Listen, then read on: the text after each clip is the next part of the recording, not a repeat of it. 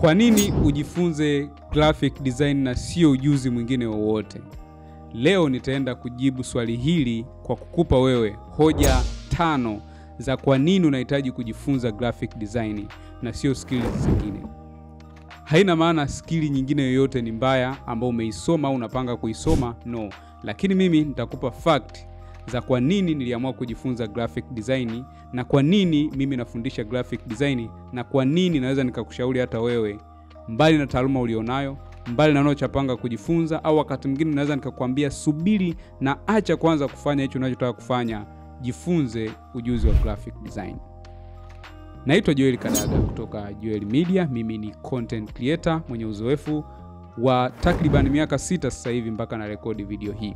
Nimekuwa nikitengeneza content na maudhui mbalimbali ya masuala ya graphics, video content creation pamoja na marketing. Tunao wanafunzi zaidi ya 2000 katika platform zetu zote ambao ni premium, lakini tuna followers zaidi ya 50,000 mpaka sasa hivi kwenye platform zetu zote, kuanzia Instagram, Facebook, LinkedIn, Twitter, lakini bila kusahau YouTube.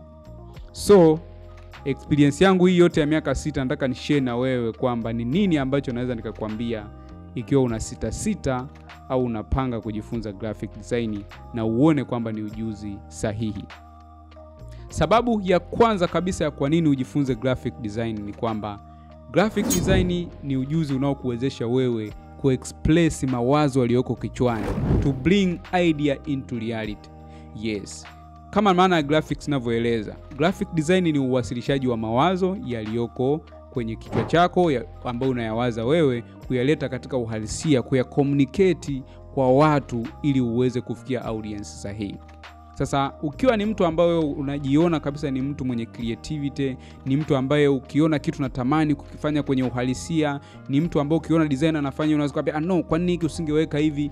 Graphic design ni ujuzi sahihi wa wewe kufanya, kwa sababu kupitia ujuzi wa graphic design unaweza kucommunicate thamani, unaweza kucommunicate kitu ambacho unahitaji kukiweka mezani ili kiweze kukusaidia wewe kuweza kufika pale ambapo unataka. Kumbuka, graphic design unaweza kuitumia kwa ajili ya kutangaza biashara.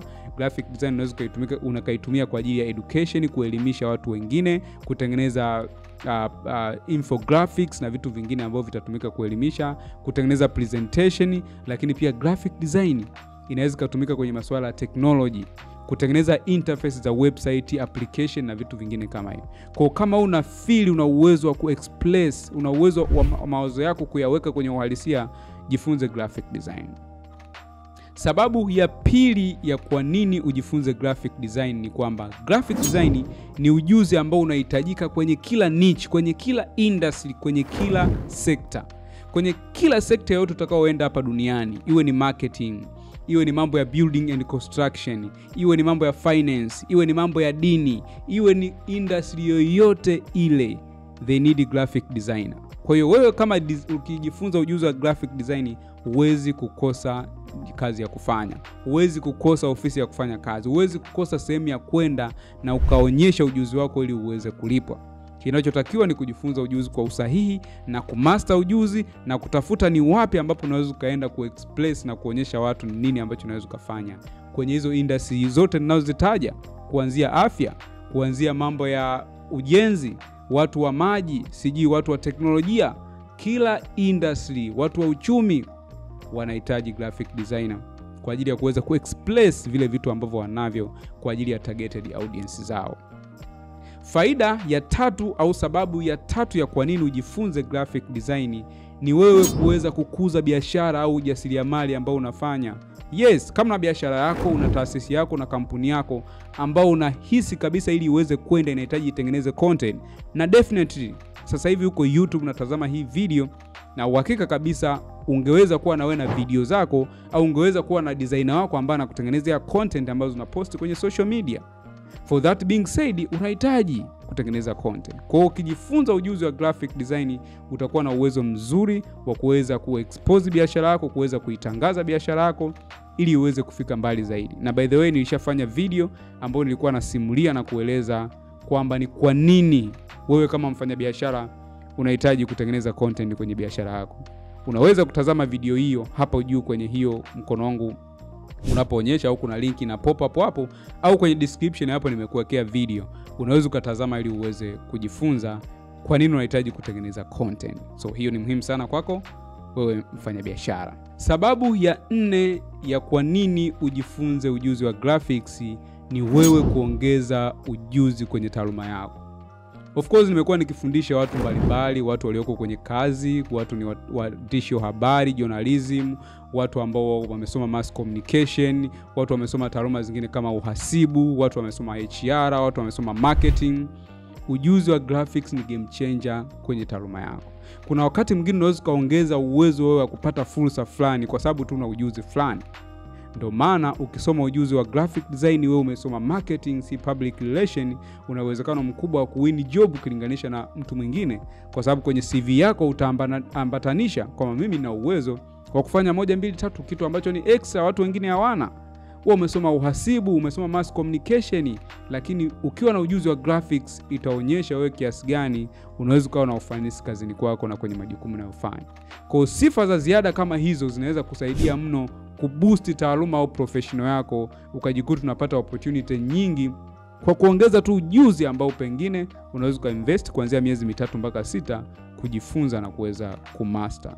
Sababu ya 5 na ya mwisho ni kwamba graphic design ni foundation ya kufanya vitu vingine. Ukijifunza graphic design, kuna uwezekano mkubwa ukaweza kufanya pia na taaluma zingine.